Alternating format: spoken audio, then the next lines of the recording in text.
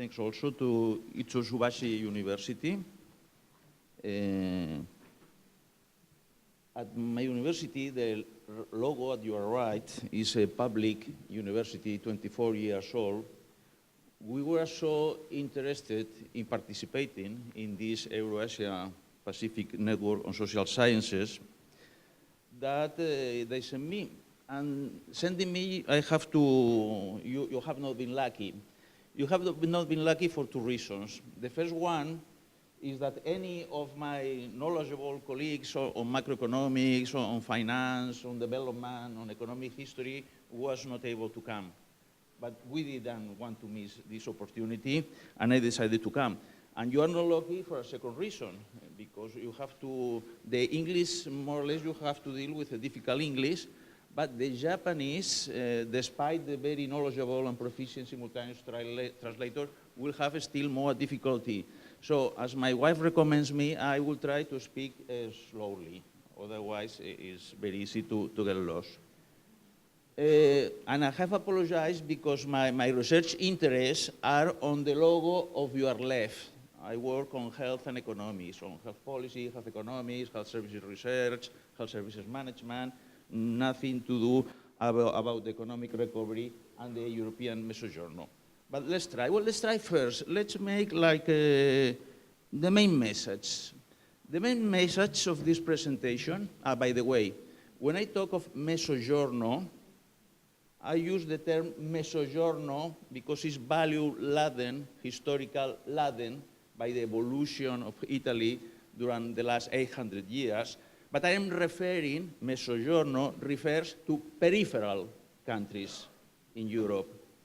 Are those of the Southern Europe and also Ireland, that is not in the south, but is also a peripheral country. Well, the main message is that the economic recovery at the European Mezzogiorno and the improvement of the institutions, the fight against corruption, are two sides of the same coin. This is the message. And the summary of the presentation will be that surprisingly, the euro, the euro that was aimed at structural reforms precisely in the Mezzogiorno countries, achieved just the opposite. It delayed reforms. This is the summary of the presentation and the message. Well, let's start with some ideas, expectations, reality. Well, the expectations before January 1st, 1999 was that the least productive countries in the European Union will have to make reforms. Some of the reforms that you have shown in your last slide. Dysfunctional labor markets, educational systems that are not working properly, judicial system that is too low and too harmful, this type of reforms. This was the idea. They will have to undertake structural reforms and improve their institutions, because the expectations were without a monetary policy, with a fiscal policy that was limited by the Maastricht Treaty. There were a few options for Mezzogiorno countries, for the peripheral countries, in order to improve their productivity, but to implement structural reforms. In fact, it happened the opposite. The steep drop in interest rates because of the euro loosened the restrictions instead of tightening them. Here. Well, what happened? Results. This is the summary. Due to the impact of the global financial bubble on the peripheral, the reform was the opposite. And we will see with some detail some reforms in some countries in the Mezzogiorno, which reforms that were abandoned during the euro period. Well, this is the promise. The promise was not fulfilled. Very curiously, the only country that reformed successfully was Germany. not the countries in the periphery. Well, the worldwide easing of financial conditions, plus the elimination of rate risks among the euro countries, led to a rush of financing into the Mezzogiorno, with the help of demographics in Ireland and Spain.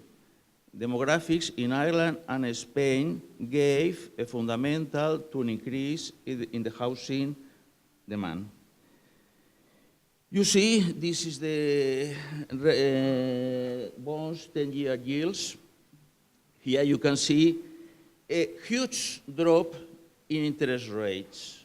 For example, Greece, that is the country in green, the drop in interest rate was more than 20 points, from almost 25 to less than 5. In the blue and red, blue is Portugal, red is Spain, the drop in interest rate was 10 points, a huge drop in interest rates. Besides this huge drop in interest rates, there was the demographic question. In this figure, you have the percentage of the population between 15 and 64 years of age. You will see that for Spain in red and for Ireland in green, this number peaks about 2005, 2006. This helped to create a boom for housing demand. The peak in France, that is in Sangol, and in Germany had happened 20 years before.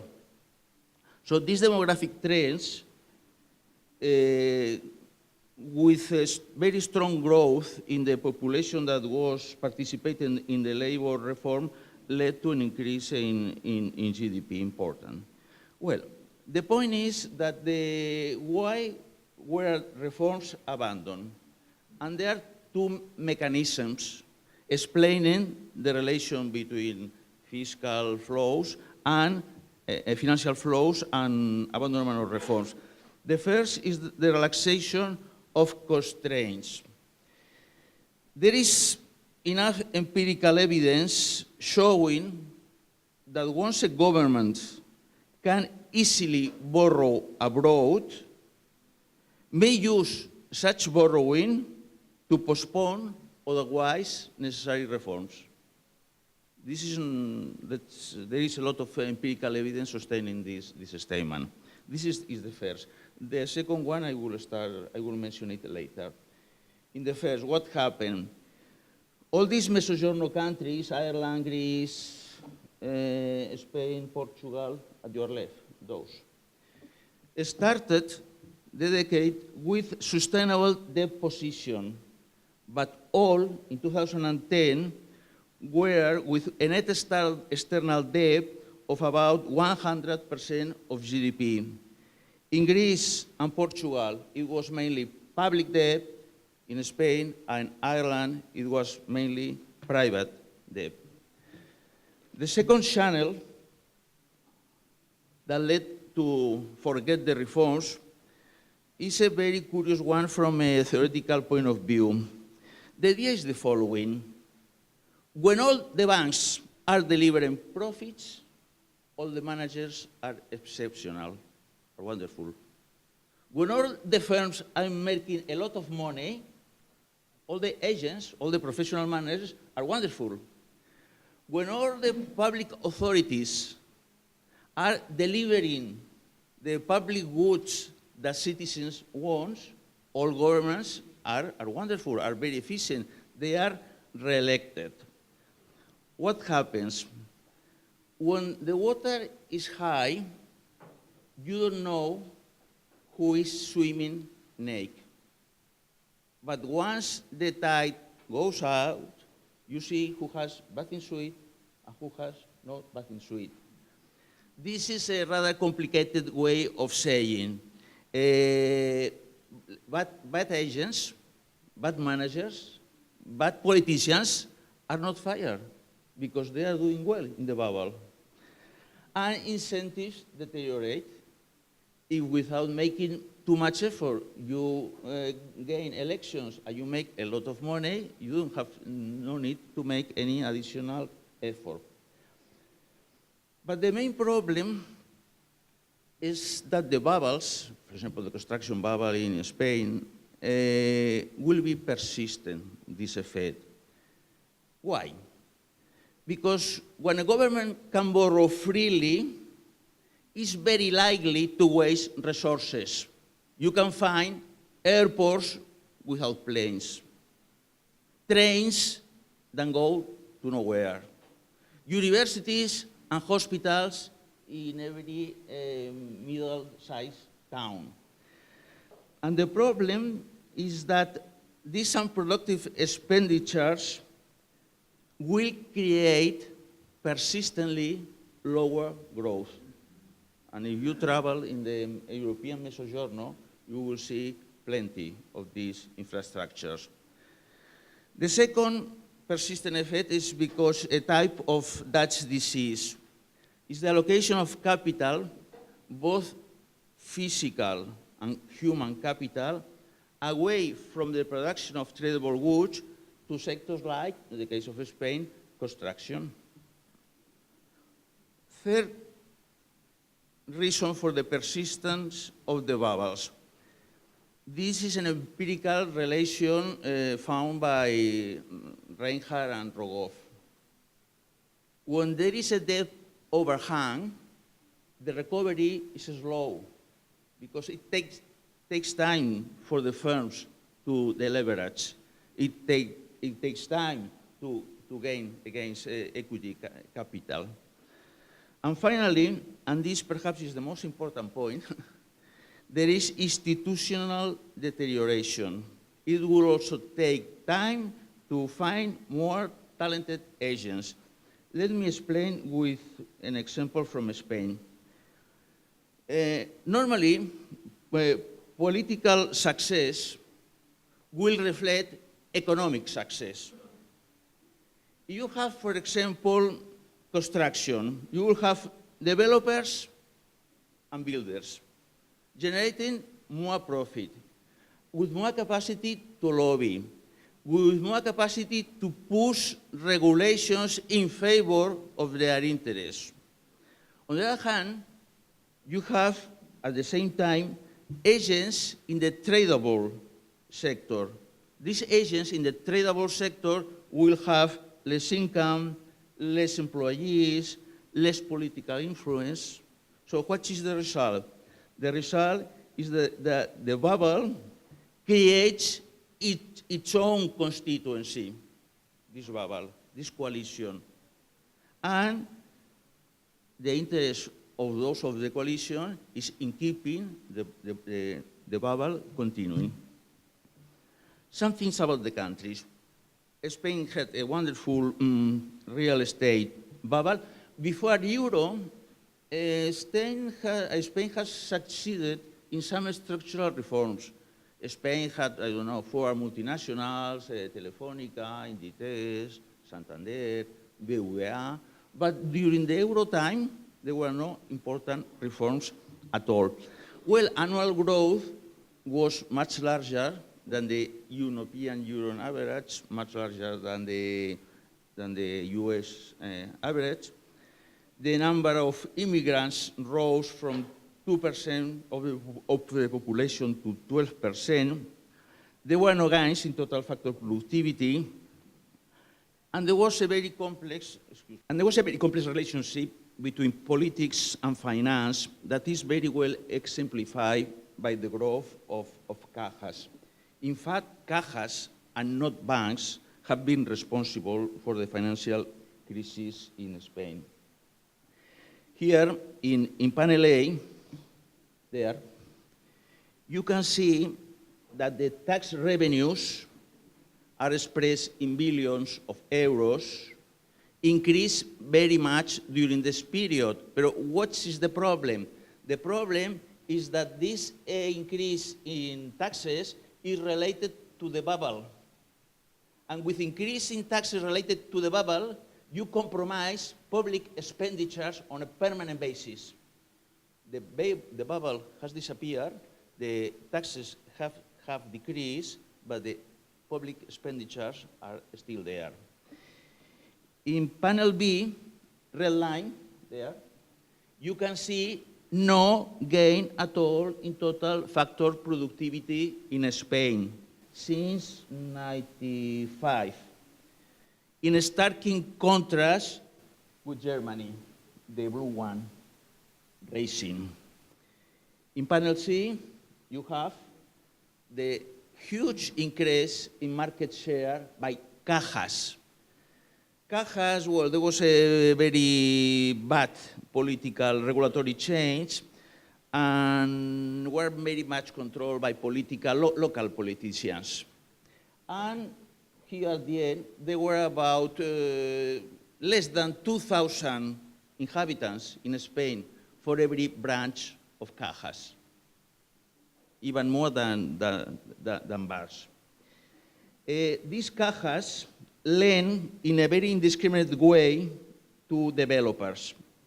Without increasing deposits, they went to wholesale funding in euros with a physical collateral. So cajas require international savings in real estate assets. Was a way of recycling international savings on real estate in Spain. And let me show, and I stop with this, with cajas, what cajas simplify. Cajas simplify when a financial institution is controlled by politicians, the quality of the human capital is very low. And there is empirical evidence showing that a lowest human capital of financial managers is correlated with more non-performing loans and with a highest amount of real estate lending. Cajas was a very bad combination of local politicians willing to foster real estate activities with very poorly managed and politicized cajas. This combination led to the real estate lending boom and to the financial crisis that came after the construction crisis. And finally, here we see that external financing suddenly interrupted. Well, I skip this. Some things about Ireland. Well, Ireland, the main point, well, this is the typical Anglo-Irish bank. Anglo-Irish bank multiply by a factor of 14 its assets in a very short period of time. And all the banks in Ireland behave very badly with a complete disregard to banking regulation. And this was a failure, not of fiscal engineering, it was a failure of the less stringent financial conditions allowed by Euro that undermined government policy, and in Ireland led to a bailout of private creditors at the expense of taxpayers. Greece is this one. Well, Greece is the worst of the Mezzogiorno. Greece is a country that, if you look at per capita output, is first class in the world. If you look at control of corruption, legalism, data, evaluation of policy, I'd say that is not even second class, second or third. And in Greece, this idea that the euro delayed reforms is clearly exemplified by the pensions. In Greece, have been talking about changing the pension system for the last 20 years. Greece has the highest replacement rate among all the other OECD countries. Greece has a pension path as a share of GDP that is beyond all the other countries. Well, with the euro and a sustainable budget, thanks to the large drop an interest rate that we have seen in the previous slide make that reforms intents were completely gone. One time. About Portugal, we have here Lina Coelho, she will talk a little why has stagnated Portugal in the last 10 years, very clearly. Why total productivity factor has not increased in the last 10 years. Why? Which I think that there are institutional factors also in Portugal behind this. And yes, the counterexample is Germany. Germany didn't see a drop in interest rates because Germany had German rates before the euro. Germany didn't have favorable demographics, neither the strong growth in the 90s was absent in Germany. So Germany entered the Eurozone in a state of distress. And since I don't have time to explain, the idea is the only way for Schroeder was to make a very important reform on the welfare system because it has become unsustainable for many reasons. So Germany was the only country of all those that I have mentioned that really underwent structural reforms, in this case in the welfare system, from welfare to warfare. And finally, the main message is the two sides. Economic recovery and improvement of political institutions go together. How can we measure the quality of our institutions? There are many indicators. I like very much those indicators of the World Bank. Looking at Spain, you can see a confidence interval. From a statistical point of view, it's difficult to detect changes, but if you consider all the countries at the same time, you see that many countries are improving. If you stay quiet, you lose positions in relative terms, and this is what has happened to Spain. You can say a very easy indicator, Transparency International. Well, at the left, you find Germany and Japan in very good positions in the first column. In the second column, not too bad positions, Ireland, Spain, Portugal, Italy is with Bulgaria, and Greece is with Djibouti. And I think that this says a lot of things. For Spain also, you should always look at the persons that do the things better than you. For example, there are two Spanish-speaking countries, very small, in South America, that perform in transparency better than Spain. They're called Chile and Uruguay. Global competitiveness is the same story. First class, Germany, Ireland, Japan. Well, Ireland second class. Ireland, Spain second class. Italy, Portugal, and at the end, Greece. Well, this is the inspiration of the talk. Of these inspirations, only two have been written by myself. I would like to have written Why Nations Fail. I think that Acemoglu is the most important economist after Douglas North working on this topic.